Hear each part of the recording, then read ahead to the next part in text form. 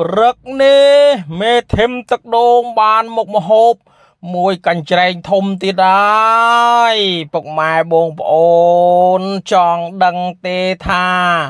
តើមេធឹមទឹកដូងបានមុខម្ហូបអ្វីនៅក្នុងព្រឹកនេះបងប្អូនគឺមុខម្ហូបសម្លម្ជូរទៀតហើយបងប្អូនអើយមេធឹមទឹកដូងចូលចិត្តសម្លម្ជូរណាស់បងប្អូនប៉ុន្តែសម្លម្ជូរលើកនេះខុសពីលើកមុនបងប្អូនគឺសម្លម្ជូរប្រលិតស្រែបាទជាមួយនឹងត្រីស្រែបាទបងប្អូនក្តឹបអំពើខ្ចីទៀតណោះបងប្អូនអើយឥឡូវទឹកពុះហើយបន្ទាប់ពីទឹកពុះមេធឹមទឹកដូងបោះគួរលឹកក្រៃលឹកក្រូចសើចខ្ទឹមសខ្ទឹមក្រហមទៅដើម្បីឲ្យកាត់ឆ្អាបបន្ទាប់មកទៀតដាក់ប្រហុកជាមួយនឹងទឹកត្រីស្ករបែកចេងបន្ទាប់មកទៀតមេធឹមទឹកដូងបោះក្តឹបអំពើខ្ចីចូលពី3គួរទៅបាទទំនេរពីនេះពីនោះ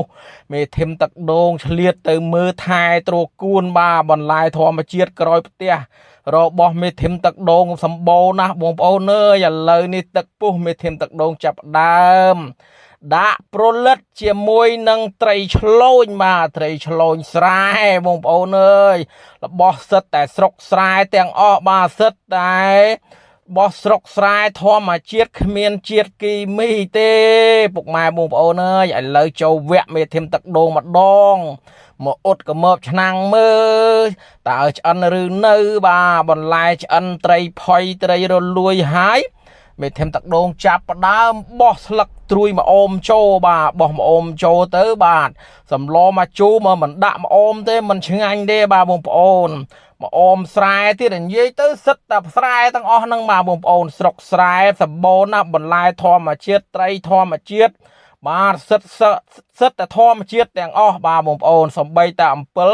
ក៏ធម្មជាតិដែរឥឡូវនេះមេធឹមទឹកដូងចាប់ផ្ដើមភ្លក់មើលតើខ្វះអីស្ទើរអីបាទ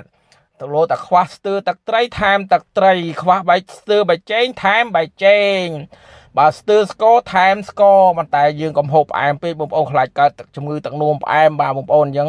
មិនសូវដាក់ផ្អែមពេកទេចំណែកមេធឹមទឹកដូងសម្លម្ជូរអត់ចូលចិត្តដាក់រៀងផ្អែមទេបាទល្មមបន្ទាប់មកទៀតបន្ទាប់ជាមួយនឹងទឹកត្រីម្ទេសហិលបាទដាក់ជាមួយនឹងបាយក្តៅទៀតបាទអូយនិយាយពីជាតិណាស់បងប្អូនអើយជាតិម៉ាជាតិតាជាតិកងជាតិហើយព្រឹកនេះបងប្អូនថ្ងៃរះសន្សឹមហើយម៉ោងទឹក8ទេចំណែកឯមេធឹមទឹកដូងវិញពីអ្នកមេធឹមរៀបចំដាំបាយធ្វើម្ហូបឆ្អិនរួចរាល់ហើយឆ្លៀតពេលទំនេរពីធ្វើមុខម្ហូបរួចមេធឹមចាប់ផ្ដើមដល់ម៉ោងទៅយកកូនពីសាលារៀនត្រឡប់មកផ្ទះបាទដួសបាយញ៉ាំជួបជុំគ្រួសារម្ដងប៉ុន្តែព្រឹកនេះអត់បានជុំគ្នាទៀតកូនចង់ទៅផ្ទះយាយផ្ទះកង់អញ្ចឹងអត់បានមកជួបជុំជាមួយនឹងមេធឹមទឹកដូងពីអ្នកមេធឹមទេបាទព្រឹកនេះមេធឹមទឹកដូងញ៉ាំបាយតែម្នាក់ឯងទេមុខក្រៀមក្រំឲ្យស្រុពូនឲ្យព្រោះនឹកកូនពេកកូនអត់មកក្បែរ